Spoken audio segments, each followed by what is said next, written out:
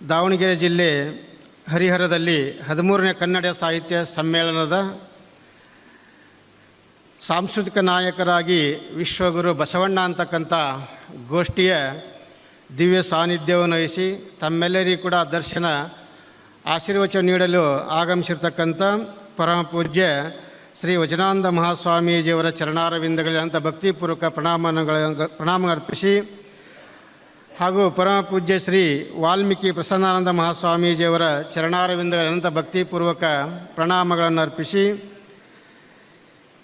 ಈ ಒಂದು ವೇದಿಕೆಯಲ್ಲಿ ಉಪಸ್ಥಿತರಿರ್ತಕ್ಕಂಥ ಅಧ್ಯಕ್ಷರಾಗಿರ್ತಕ್ಕಂಥ ಬಿ ವಾಮದೇವಪ್ಪನವರೇ ಹಾಗೂ ಸಿ ಪಾಟೀಲ್ರವರೇ, ಡಾಕ್ಟರ್ ಮಹೇಶ್ ಜೋಶಿಯವರೇ ಹಾಗೂ ಈ ಒಂದು ಸಭೆಯಲ್ಲಿ ಉಪಸ್ಥಿತಕ್ಕಂಥ ಎಲ್ಲ ಕನ್ನಡ ಅಭಿಮಾನಿಗಳೇ ಹಾಗೂ ಎಲ್ಲ ಶರಣೆಯರೇ, ಇದು ಪರ್ಯಂತರವಾಗಿ ಪ್ರಾಸ್ತಾವಿಕವಾಗಿ ವಿಶ್ವಗುರು ಬಸವಣ್ಣನವರ ಬಗ್ಗೆ ಬಹಳ ಸವಿಸ್ತಾರವಾಗಿ ಹೇಳ್ಕೊಂಡು ಬಂದರು.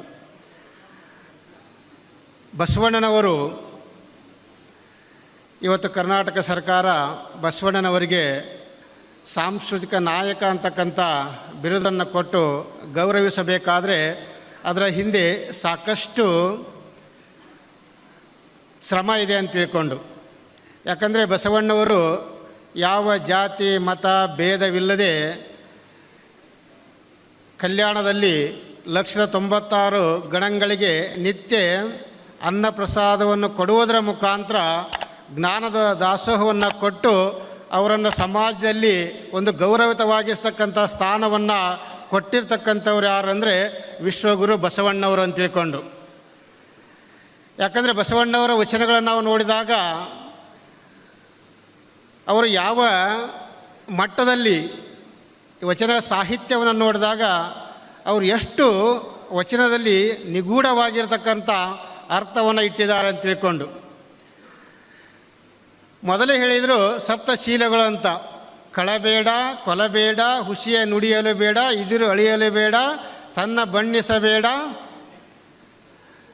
ನೋಡಿ, ಸಪ್ತಶೀಲಗಳು ಅಂತ ತಿಳ್ಕೊಂಡು.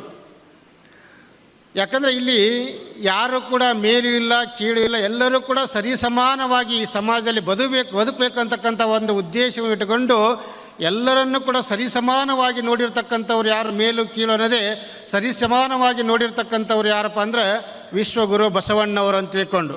ಅಲ್ಲಿ ಹೇಳ್ತಾ ಇದ್ದಾರೆ ಅವರು, ನಾದಪ್ರಿಯ ಶಿವನೆಂಬರು ನಾದಪ್ರಿಯನಲ್ಲ ನಮ್ಮ ಶಿವನು, ವೇದಪ್ರಿಯ ಶಿವನೆಂಬರು ವೇದಪ್ರಿಯನಲ್ಲ ನಮ್ಮ ಶಿವನು, ನಾದವ ಮಾಡಿದ ರಾವಣನಿಗೆ ಅರೆ ಆಯುಷ್ಯ ಆಯಿತು, ವೇದವ ನೋದಿದ ಬ್ರಹ್ಮನ ಶಿರ ಹೋಯಿತು, ನಾದಪ್ರಿಯನೂ ಅಲ್ಲ ವೇದಪ್ರಿಯನೂ ಅಲ್ಲ, ಭಕ್ತಿಪ್ರಿಯ ನಮ್ಮ ಕೂಡಲ ಸಂಗಮ ದೇವ ಅಂತಕ್ಕಂಥ ಬಸವಣ್ಣವರು ಹೇಳಿದ ಹಾಗೆ ಅವ್ರು ಏನಪ್ಪ ಅಂತಂದ್ರೆ ಭಗವಂತ ಅಥವಾ ಕೂಡಲ ಸಂಗಮ ಏನನ್ನು ಅಪೇಕ್ಷೆ ಪಡ್ತಾನಪ್ಪ ಅಂದ್ರೆ ನಮ್ಮಲ್ಲಿರ್ತಕ್ಕಂಥ ಧನ ಕನಕ ವಸ್ತು ವಾಹನಾದಿಗಳನ್ನ ಅಪೇಕ್ಷೆ ಪಡೋದಿಲ್ಲ. ಅವರು ನಮ್ಮಲ್ಲಿರ್ತಕ್ಕಂಥ ಅನನ್ಯವಾಗಿರ್ತಕ್ಕಂಥ ಭಕ್ತಿಯನ್ನೇ ಅಪೇಕ್ಷೆ ಪಡ್ತಾನೆ ಅಂತ ತಿಳ್ಕೊಂಡು ಭಕ್ತಿ ಭಂಡಾರಿ ಬಸವಣ್ಣ ಅಂತಕ್ಕಂಥ ಬಿರುದನ್ನು ಪಡೆದಿರ್ತಕ್ಕಂಥವ್ರು ಯಾರಪ್ಪ ಅಂದ್ರೆ ವಿಶ್ವಗುರು ಬಸವಣ್ಣವರು ಅಂತ ತಿಳ್ಕೊಂಡು. ಯಾಕಂದರೆ ಪ್ರತಿಯೊಬ್ಬರು ಕೂಡ ನಮಗೆ ಏನು ಬೇಕು, ಮುಖ್ಯವಾಗಿ ಸಂಸ್ಕಾರ ಅಂತಕ್ಕಂಥದ್ದು ಬೇಕು, ಭಕ್ತಿ ಅಂತಕ್ಕಂಥದ್ದು ಬೇಕು. ಭಕ್ತಿ ಇದ್ದಾಗ, ಸಂಸ್ಕಾರ ಅಂತ ಇದ್ದಾಗ ಇಂಥ ವಚನಗಳು ಹುಟ್ಟಾಕಲಿಕ್ಕೆ ಸಾಧ್ಯ. ಅಂತ ವಚನಗಳು ನಮ್ಮ ಬಾಯಿಂದ ಬರಲಿಕ್ಕೆ ಸಾಧ್ಯ. ನಮಗೆ ಸಂಸ್ಕಾರನೇ ಇಲ್ಲ, ಭಕ್ತಿನೇ ಇಲ್ಲ ಅಂತಂದರೆ ವಚನಗಳು ನಮ್ಮಲ್ಲಿ ಬರೋದಕ್ಕೆ ಸಾಧ್ಯ ಇಲ್ಲ ಅಂತ ತಿಳ್ಕೊಂಡು. ಅದಕ್ಕೆ ಇಲ್ಲಿ ಏನು ಮಾಡಿದ್ರು ಬಸವಣ್ಣವರು ಅಂದ್ರೆ ಭಕ್ತಿಗೆ ಶ್ರೇಷ್ಠವಾಗಿರ್ತಕ್ಕಂಥ ಪ್ರಾಮುಖ್ಯತೆಯನ್ನು ಕೊಟ್ಟರು. ಭಕ್ತಿನೇ ನಮ್ಮನ್ನು ಏನು ಮಾಡೋದು, ರಕ್ಷಣೆ ಮಾಡ್ತದೆ ಅಂತ ತಿಳ್ಕೊಂಡು. ಅದಕ್ಕೆ ಇಲ್ಲಿ ಹೇಳಿದ್ರು, ನೀನು ಒಲಿದರೆ ಕೊರಡು ಕೊನರುವುದಯ್ಯ, ನೀನು ಒಲಿದರೆ ಬರಡು ಹಯನುವುದಯ್ಯ, ನೀನು ಒಲಿದರೆ ವಿಷವು ಅಮೃತ ಹೋದಯ್ಯ, ನೀನು ಒಲಿದರೆ ಸಕಲ ಪಡಿ ಪದಾರ್ಥವು ಇದರಲ್ಲಿರ್ಪವು ನೋಡು ಕೂಡ ಸಂಗಮ ದೇವ ಅಂತಕ್ಕಂಥ ವಚನವನ್ನು ಕೂಡ ಹೇಳಿದರು. ಯಾಕಂದರೆ ಎಲ್ಲವನ್ನು ನಾವು ಏನು ಮಾಡಬೇಕು, ಭಗವಂತನಿಗೆ ಅರ್ಪಣೆ ಮಾಡಬೇಕು. ಅವರು ಸಾಕಷ್ಟು ವಚನಗಳನ್ನು ಮಾಡಿದರು. 196 ಗಣಗಳಿಗೆ ಪ್ರಸಾದವನ್ನು ಕೊಡ್ತಾ ಇದ್ದರೂ ಕೂಡ ನಾ ಇಷ್ಟೆಲ್ಲ ಗಣಗಳಿಗೆ ಪ್ರಸಾದ ಕೊಡ್ತೇನೆ ಅಂತ ಒಂದು ಸಣ್ಣ ಅಹಂಕಾರ ಬಂದದ್ದನ್ನು ಯಾರು ಅದನ್ನು ಪರಿಹಾರ ಮಾಡಿದ್ರು ಅಂದರೆ ಅಲ್ಲಮ ಪ್ರಭುಗಳು ಪರಿಹಾರ ಮಾಡಿದರು. ಯಾಕಂದರೆ ಅಹಂಕಾರ ಅಂತಕ್ಕಂಥದ್ದು ಬಹಳ ಕೆಟ್ಟ ಅಂತ ತಿಳ್ಕೊಂಡು ಎಲ್ಲವನ್ನು ಕೂಡ ಭಗವಂತನಿಗೆ ಅರ್ಪಣೆ ಮಾಡಬೇಕು.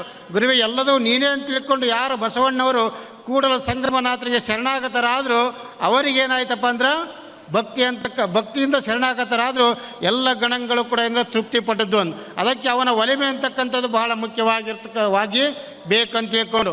ನೀನು ಒಲಿದರೆ ಕೊರಡು ಕೊನರುವುದಯ್ಯ, ಹೇ ಭಗವಂತ, ನಿನ್ನ ಒಲಿಮೆ ಆಯ್ತು, ನಿನ್ನ ಕೃಪೆ ಆಯ್ತಪ್ಪ ಅಂದ್ರೆ ಎಂಥ ಒಣ ಮರವು ಕೂಡ ಏನಾಕತ್ತಂತ ಚಿಗುರು ಹೊಡಿದೆ.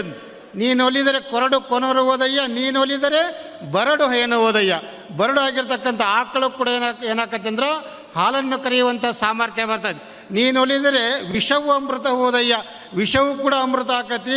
ನೀನು ಒಲಿದರೆ ಸಕಲ ಪಡಿ ಪದಾರ್ಥ, ನೀನೇನು ಅಪೇಕ್ಷೆ ಪಡ್ತೀಯ ಎಲ್ಲವೂ ಕೂಡ ನಿನ್ನ ಇದರಲ್ಲಿರ್ಪವು ಕೂಡ ಸಂಗಮದೇವ ಅಂತಕ್ಕಂಥ ಮಾತನ್ನು ಬಸವಣ್ಣ ತಮ್ಮ ವಚನದಲ್ಲಿ ಹೇಳಿದ್ದಾರೆ. ಆ ರೀತಿಯಾಗಿ ನಾವು ಭಗವಂತನಿಗೆ ಅಥವಾ ಭಗವಂತನಿಗೆ ಗುರುಗಳಿಗೆ ಶರಣಾಗತರಾದ ಎಲ್ಲವನ್ನು ಕೂಡ ಅವರಿಗೆ ಅರ್ಪಣೆ ಮಾಡಿದಾಗ ಎಲ್ಲವೂ ಕೂಡ ಆಗಲಿಕ್ಕೆ ಸಾಧ್ಯ ಅಂತ ತಿಳ್ಕೊಂಡು, ಅದಕ್ಕೆ ಪ್ರತಿಯೊಬ್ಬ ಜೀವಿ ನಾವೇನು ಮಾಡ್ತಾ ಇದ್ದೀವಿ, ಸುಖವನ್ನೇ ಬಯಸ್ತೇವೆ, ಯಾರು ಕೂಡ ದುಃಖವನ್ನು ಬಯಸೋದಿಲ್ಲ. ಪ್ರತಿಯೊಬ್ಬರು ಜೀವಿಯೂ ಕೂಡ ಹುಟ್ಟಿಗಿರ್ತಕ್ಕಂಥ ಮಾನವ ಸುಖವನ್ನೇ ಬಯಸ್ತಾನ, ಆದರೆ ಕಷ್ಟವನ್ನು ಯಾರೂ ಬಯಸೋದಿಲ್ಲ. ಆದರೆ ಸುಖ ಕೊಡುವುದು ಯಾವುದು ಅಂತಕ್ಕಂಥ ಮೊದಲು ನಮಗೆ ಗೊತ್ತಿಲ್ಲ. ಅದಕ್ಕೆ ನಮ್ಮ ಪರಿಸ್ಥಿತಿ ಹೇಗಾಗಿದೆ ಅಂದರೆ ಬಸಕ ಎಲವಿನೋಳ್ ರಮೆ ಇಪ್ಪಂತೆ ಹೆಂಗಾಗಿದೆ ನಮ್ಮ ಬದುಕು ಅಂತಕ್ಕಂಥದ್ದು. ಈ ಸಮಾಜದಲ್ಲಿ ನಮ್ಮ ಬದುಕು ಹೇಗಿದೆ ಅಂದರೆ ಬಸಕ ಎಲವಿನೋಳ್ ರಮೆ ಇಪ್ಪಂತೆ ಅಂತ. ಯಾಕಂದರೆ ಒಂದು ನಾಯಿ ಇರ್ತೈತಿ, ನಾಯಿ ಏನು ಮಾಡ್ತೈತಿ, ಒಂದು ಒಣ ಎಲ ಅಥವಾ ಕಚ್ಕೊಂಡು ಏನು ಮಾಡ್ತೈತಿ, ಒಂದು ಬಣವಿ ಸಂಧ್ಯಾ ಹೋಗಿ ಕುತ್ಕೊಂಡು ಅದನ್ನು ಕಟ ಅಂತ ಕಡಿತಾ ಇರ್ತೈತಿ. ಕಡ್ದು ಅದೇನಾಗ್ತೈತಿ, ಒಣ ಇಲ್ಲ, ಅದರಲ್ಲಿ ಏನೂ ಕೂಡ ಸ್ವಾದ ಇಲ್ಲ, ರಸ ಇಲ್ಲ. ತನ್ನ ವಸುಡೆ ಗಾಯಾಗಿ ತನ್ನ ರಕ್ತವೇ ತನ್ನ ನಾಲಿಗೆಯ ಮೇಲೆ ಬಿದ್ದಾಗ ಇದೇ ರುಚಿ ಅಂತ ತಿಳ್ಕೊಂಡು ಹೆಂಗೆ ಅದನ್ನು ಭ್ರಮಿಸೈತಿ, ಹಾಗೆ ನಾವು ಕೂಡ ಏನು ಮಾಡ್ತೇವೆ, ಈ ಕಾಣ್ತಕ್ಕಂಥ ಪ್ರಪಂಚನೇ ಏನೋ ಸತ್ಯ, ಶಬ್ದ ಸ್ಪರ್ಶ ರೂಪ ರಸ ಗಂಧ ವಿಷಯಾದಿಗಳ ಸತ್ಯ ಅಂತ ತಿಳ್ಕೊಂಡು ಅವೇ ನಮಗೆ ಸುಖವನ್ನು ಕೊಡುವಂತ ತಿಳ್ಕೊಂಡು ಅವನ್ನ ಬೆನ್ನತ್ತಿ ಹೋಗಿದ್ದೇವಲ್ಲ, ಅದರಿಂದ ಯಾವ ಸುಖ ಇಲ್ಲಪ್ಪ.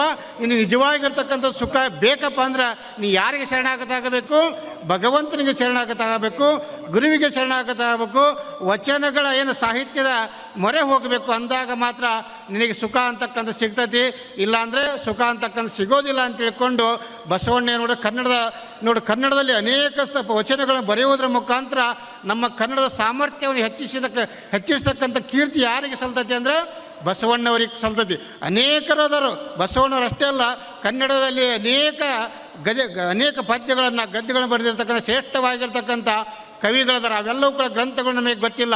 ನಿಮಗೆ ಗೊತ್ತಿರಬೇಕು, ಶ್ರೀಮನ್ ನಿಜಗುಣ ಶಾಸ್ತ್ರ ಅಂತಕ್ಕಂಥ ಒಂದಿದೆ ಅದ್ವೈತದಲ್ಲಿ. ಅದು ಯಾವುದಪ್ಪ ಅಂದರೆ ಕೈವಲ್ಯ ಪದ್ಧತಿ ಅಂತಕ್ಕಂಥ ಗ್ರಂಥ.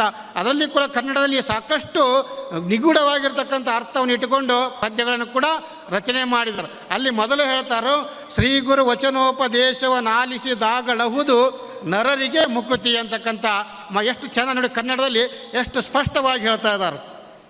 ಶ್ರೀಗುರು ವಚನೋಪದೇಶವನ್ನಾಲಿಸಿದಾಗಳಹುದು ನರರಿಗೆ ಮುಕುತಿ, ದುರಿತ ಕರ್ಮವನ್ನೊಲ್ಲದಿರು ಪುಣ್ಯವನ್ನೇ ಮಾಡು, ಹರನಡಿವಿಡಿ ಶಾಂತರೊಡನಾಡು, ಕರುಣವಿರಲಿ ಜೀವರುಳು ನೀತಿವಿಧನಾಗು, ಪೊರೆ ಪೋರ್ತಿದರನೆಂದು ಬೆಸಸುವ ನಿಂದಿಸಿ ನುಡಿಯದಿರಾರನು. ನೋಡಿ ಎಷ್ಟು ಚೆನ್ನಾಗಿ ಹೇಳಿದ್ರೆ. ಅವೆಲ್ಲವನ್ನು ಕೂಡ ನಾವು ಅರ್ಥ ಮಾಡಿಕೊಂಡ್ರೆ ಸಾಕು, ನಮ್ಮ ಜೀವನ ಅಂತಕ್ಕಂಥದ್ದು ಸಾರ್ಥಕವಾಗಿರ್ತಕ್ಕಂಥ ಜೀವನ ಆಕತಿ. ನಮ್ಮಲ್ಲಿ ಎಲ್ಲ ಏನಾಗಿಬಿಟ್ಟವಪ್ಪ ಅಂದ್ರೆ ರಾಗ ದ್ವೇಷಗಳು ತುಂಬಿಕೊಂಡು ಅವು ಬೇರೆ ಇವನು ಬೇರೆ ಅಂತಕ್ಕಂಥದ್ದನ್ನು ತಿಳ್ಕೊಂಡು ನಾವೆಲ್ಲ ದುಃಖಿಗಳಾಗಿದ್ದೀವಿ. ಯಾವಾಗ ನಾವೆಲ್ಲರೂ ಒಂದೇ ಅಂತಕ್ಕಂಥ ಸರಿ ಸಮಾನವಾಗಿರ್ತಕ್ಕಂಥ ಭಾವನೆ ಬರೋದಿಲ್ಲ, ಅಲ್ಲಿವರೆಗೆ ನಮಗೆ ಶಾಶ್ವತವಾಗಿರ್ತಕ್ಕಂಥ ಸುಖ ಅಂತಕ್ಕಂಥದ್ದು ಸಿಗೋದಿಲ್ಲ.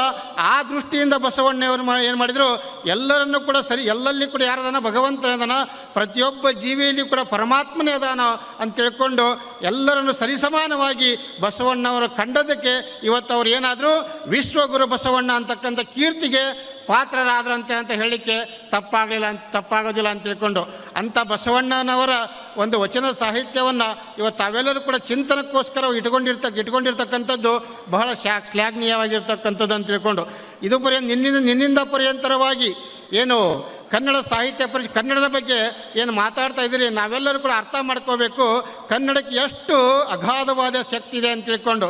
ನಾವೆಲ್ಲ ಏನು ಮಾಡಿಬಿಟ್ಟು ಕನ್ನಡ ಅಂದ ತಕ್ಷಣ ಅದೊಂದು ಕೀಳು ಅಂತಕ್ಕಂಥ ಭಾವನೆ ನಮಗೆ ಬಂದುಬಿಡೋದು. ಯಾಕಂದರೆ ಇಂಗ್ಲೀಷ್ ಮಾತಾಡಿದರೆ ಅಥವಾ ಹಿಂದಿ ಮಾತಾಡಿದರೆ ಅವನು ದೊಡ್ಡ ವ್ಯಕ್ತಿ, ಕನ್ನಡ ಮಾತಾಡಿದರೆ ಅವನೊಬ್ಬ ಸಣ್ಣ ವ್ಯಕ್ತಿ ಅಂತಕ್ಕಂಥ ಭಾವನೆ ಬಂದತಿ. ಇಲ್ಲೆಲ್ಲ ನಾವು ವಿಚಾರ ಮಾಡಿ ವೇದಿಕೆಯಲ್ಲಿ ಆಗಿರ್ಬೋದು ಹಾಗೂ ಈ ಸಭೆಯಲ್ಲಿ ಎಲ್ಲರೂ ಕೂಡ ಕನ್ನಡ ಅಭಿಮಾನಿಗಳಿದ್ದೀರಿ. ಆದರೆ ನಾವೇ ಅರ್ಥ ಮಾಡ್ಕೋಬೇಕು ಕನ್ನಡಕ್ಕೆ ನಾವು ಎಷ್ಟು ಬೆಲೆ ಕೊಡ್ತಾ ಇದ್ದೇವೆ ಅಂತ ತಿಳ್ಕೊಂಡು. ನಾವು ಒಂದು ಸಿಗ್ನೇಚರ್ ಮಾಡಬೇಕಾದ್ರೂ ಕೂಡ ನಾವು ಎದ್ರ ಸಿಗ್ನೇಚರ್ ಮಾಡ್ತಾವ್ರಿ, ಇವತ್ತು ಬ್ಯಾಂಕಿಗೆ ಹೋಗ್ರಿ, ಬ್ಯಾಂಕಲ್ಲಿ ಒಂದು ಚಾನಲ್ ತುಂಬಬೇಕಾದ್ರೆ ಅಥವಾ ಸಿಗ್ನೇಚರ್ ಮಾಡಬೇಕಾದ್ರೆ ನಾವು ಎದರಲ್ಲಿ ಸಿಗ್ನೇಚರ್ ಮಾಡ್ತೀವಿ, ಇಂಗ್ಲೀಷ್ನಲ್ಲಿ ಸಿಗ್ನೇಚರ್ ಮಾಡ್ತೇವೆ. ಯಾಕೆ ಕನ್ನಡದಲ್ಲಿ ಮಾಡ್ಬೋದಲ್ಲ? ಕನ್ನಡದಲ್ಲಿ ಮಾಡಿರಿ.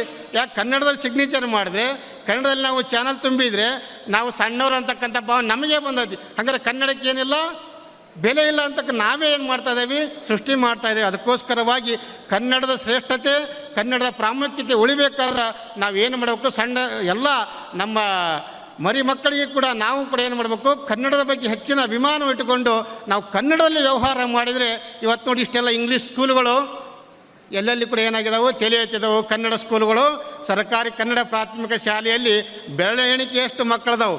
ಇವತ್ತೆಲ್ಲ ಸಾಹಿತಿಗಳೆಲ್ಲ ಅದಿರಿ, ಸಾಹಿತಿಗಳ ಮಕ್ಕಳು ನೀವು ಕೂಡ ವಿಚಾರ ಮಾಡಿರಿ, ನಮ್ಮ ಮಕ್ಕಳು ಕೂಡ ಏನಿದಾವೆ, ಎಲ್ಲಿದಾವೆ ನಮ್ಮ ಮಕ್ಕಳು ಕೂಡ ಇಂಗ್ಲೀಷ್ ಮೀಡಿಯಮ್ ಸ್ಕೂಲಿರ್ದಾವೆ. ಇನ್ನು ಕನ್ನಡ ಅಭಿವೃದ್ಧಿ ಆಗಲಿಂದ ಎಲ್ಲಿ ಆಕತಿ, ಆಗಕ್ಕೆ ಸಾಧ್ಯನೇ ಇಲ್ಲ. ನಾವು ಕನ್ನಡಕ್ಕೆ ಬೆಲೆಯನ್ನು ಕೊಟ್ಟಾಗ ನಮ್ಮ ಪರಿವಾರದವರೇನು ಬೆಲೆ ಕೊಡ್ತಾರೆ. ಅದಕ್ಕೋಸ್ಕರವಾಗಿ ಕನ್ನಡ ಉಳಿಸಬೇಕು, ಕನ್ನಡವನ್ನು ಬೆಳೆಸಬೇಕು. ಡಾಕ್ಟರ್ ರಾಜ್ಕುಮಾರ್ ಅವರು ಕನ್ನಡಕ್ಕೋಸ್ಕರವಾಗಿ ತಮ್ಮ ಜೀವನವನ್ನೇ ಕನ್ನಡಕ್ಕೋಸ್ಕರ ಮುಡಿಪಾಗಿಟ್ಟರು ಅಂತ ನಾವೆಲ್ಲರೂ ಕೂಡ ಆ ರೀತಿ ನಾವು ಕೂಡ ಕನ್ನಡಿಗರು, ಕನ್ನಡಕ್ಕೆ ನಾವು ಹೆಚ್ಚಿನ ಪ್ರಾಮುಖ್ಯತೆ ಕೊಡಬೇಕಂತ ಪ್ರತಿಜ್ಞೆ ಇವತ್ತೇ ನಾವು ಮಾಡಿದ್ದ ಕರೆಯಾದ್ರೆ ಕನ್ನಡನ ಉಳಿಸ್ಲಿಕ್ಕೆ ಸಾಧ್ಯ, ಕನ್ನಡವನ್ನು ಬೆಳೆಸ್ಲಿಕ್ಕೆ ಸಾಧ್ಯ. ಇವತ್ತೆಲ್ಲ ನೀವು ಪೇಪರಲ್ಲಿ ನೋಡ್ತಿರ್ಬೋದು. ಇವತ್ತು ಬೆಳಗಾವಿ ಏನಾಗ್ತಾ ಇದೆ ರೀ, ಮಹಾರಾಷ್ಟ್ರಕ್ಕೆ ಸೇರ್ತಾ ಇದೆ. ಯಾಕೆ ಸೇರ್ತಾ ಇದೆ? ನಮಗೆ ಬೇರೆ ಬೇರೆ ಭಾಷೆಗಳ ಅಭಿಮಾನ ಇರೋದ್ರಿಂದ, ಕನ್ನಡದ ಬಗ್ಗೆ ಅಭಿಮಾನ ಇಲ್ಲದೇ ಇರೋದರಿಂದ ಇಂಥ ಎಲ್ಲ ಪರಿಸ್ಥಿತಿ ಬಂದಿದೆ. ಅದಕ್ಕೋಸ್ಕರ ಕನ್ನಡ ಉಳಿಬೇಕು, ಕನ್ನಡ ಬೆಳಿಬೇಕು, ಕನ್ನಡ ಇನ್ನೂ ಅಭಿವೃದ್ಧಿ ಹೊಂದಬೇಕು. ಯಾಕಂದರೆ ಹಿಂದಿನ ಎಲ್ಲ ವಚನಗಳನ್ನು ನೋಡಿದರೆ ಎಷ್ಟೊಂದು ಕನ್ನಡಕ್ಕೆ ಶ್ರೀಮಂತಿಕೆ ಇದೆ ಅಂತ ತಿಳ್ಕೊಂಡು, ಎಷ್ಟು ಶ್ರೀಮಂತಿಕೆ ಇದೆ ಅದು ಯಾವುದು ಕೂಡ ನಮಗೆ ಅರ್ಥ ಆಗ್ತಾ ಇಲ್ಲ. ನಾವು ಏನಾಗಿದೆ, ಪರರ ಒಂದು ಭಾಷೆಗೆ ಏನಾಗಿಬಿಟ್ಟಿದ್ದೇವೆ ಅಂದರೆ ಪ್ರೀತಿಗೆ ಪಾತ್ರರಾಗಿ ಅವುಗಳಲ್ಲೇ ನಾವೇನು ಮಾಡಿಬಿಟ್ಟೇವೆ, ಅವೇ ಹೆಚ್ಚು ಅಂತ ತಿಳ್ಕೊಂಡು ಕನ್ನಡವನ್ನು ತಿರಸ್ಕಾರ ಮಾಡೋದ್ರಿಂದ ನಮ್ಮ ಕನ್ನಡ ಅಂತಕ್ಕಂಥದ್ದು ಇಂಥ ಒಂದು ಸಣ್ಣ ಪರಿಸ್ಥಿತಿಗೆ ಒಳಗಾಗಿದೆ. ಅದಕ್ಕೋಸ್ಕರ ಕನ್ನಡದ ಹಿರಿಮೆ, ಕನ್ನಡದ ಒಲಮೆ ಹಾಗೂ ಕನ್ನಡದ ಪ್ರೀತಿ ವಾತ್ಸಲ್ಯ, ನಾವು ಅಭಿಮಾನ ಬೆಳಿಬೇಕಾದ್ರೆ ನಾವು ಮೊದಲು ಏನು ಮಾಡಬೇಕು, ಕನ್ನಡವನ್ನು ಪ್ರೀತಿಸಬೇಕು. ಮೊದಲು ನಾವು ಕನ್ನಡ ಪ್ರೀತಿಸಬೇಕು. ನಾವು ಕನ್ನಡವನ್ನು ಪ್ರೀತಿಸಿದರೆ ನಾವು ಕರ್ನಾಟಕವನ್ನು ಪ್ರೀತಿಸಿದಂತೆ ಅಂತ ತಿಳ್ಕೊಂಡು, ಆ ರೀತಿ ಎಲ್ಲ ಇವತ್ತು ಸೇರಿರ್ತಕ್ಕಂಥ ಕನ್ನಡ ಅಭಿಮಾನಿಗಳು ಹಾಗೂ ಎಲ್ಲ ಕನ್ನಡ ಸಾಹಿತಿಗಳು ನಾವೆಲ್ಲರೂ ಕೂಡ ಕನ್ನಡವನ್ನು ಬೆಳೆಸೋಣ, ಕನ್ನಡವನ್ನು ಉಳಿಸೋಣ. ಹಾಗೂ ಏನು ಇವತ್ತು ಬಸವಣ್ಣವರು, ವಿಶ್ವಗುರು ಬಸವಣ್ಣವರು ಕನ್ನಡದ ಸಾಂಸ್ಕೃತಿಕ ನಾಯಕ ಅಂತಕ್ಕಂಥ ಬಿರುದನ್ನು ಪಡ್ಕೊಂಡರಲ್ಲ, ಅವ್ರಿಗೆ ಗೌರವವನ್ನು ನಾವು ಸ್ವಲ್ಪ ಆದರೂ ಕೊಡಬೇಕಾದ್ರೆ ನಾವು ಕನ್ನಡದಲ್ಲಿ ವ್ಯವಹಾರವನ್ನು ಮಾಡುವುದನ್ನು ಇವತ್ತಿನಿಂದ ರೂಢಿಸ್ಕೊಳ ಅಂತ ತಿಳ್ಕೊಂಡು, ಇವತ್ತು ನಾವು ಬ್ಯಾಂಕಿಗೆ ಹೋಗ್ತೀವಿ, ಚೆನ್ನಾಗಿ ಇಂಗ್ಲೀಷ್ನಲ್ಲಿ ತುಂಬ್ತೇವೆ. ಯಾಕೆ ತುಂಬ್ತೇವೆ ಅಂದ್ರೆ ಅವನಿಗೆ ಓದಾಕೆ ಬರಲ್ಲ ಅಂತ ತಿಳ್ಕೊಂಡು. ಯಾಕೆ ಬರೋದಿಲ್ಲ, ನೀವು ತುಂಬ್ರಿ. ಹೀಗೆ ಎಲ್ಲರೂ ಕೂಡ ಅದನ್ನೇ ನೀವು ರೂಢಿ ಮಾಡಿಕೊಂಡ್ರೆ ಅಂದರೆ ಅವನು ಕೂಡ ಮತ್ತೇನಾಗಬೇಕಾಗತಿ, ಕನ್ನಡಿಗನೇ ಆಗಬೇಕಾಗತ್ತೆ. ಅದಕ್ಕೋಸ್ಕರವಾಗಿ ಅಂಥ ಒಂದು ಕನ್ನಡದ ಬಗ್ಗೆ ಅಭಿಮಾನ ಇಟ್ಕೊಂಡು ಬಸವಣ್ಣವರಿಗೆ ಕೂಡ ಗೌರವವನ್ನು ಕೊಡುವುದರ ಮುಖಾಂತರ ಅವರಿಗೆ ನಮನವನ್ನು ಅರ್ಪಿಸೋಣ ಅಂತ ತಿಳ್ಕೊಂಡು ಈ ಶುಭ ಸಂದರ್ಭದಲ್ಲಿ ಹಸ್ತಾ ಎಲ್ಲರಿಗೆ ಮತ್ತೊಮ್ಮೆ ನಮ್ಮ ಶುಭವನ್ನು ಕೋರ್ತಾ ನಮ್ಮ ವಾಣಿಗೆ ವಿರಾಮ.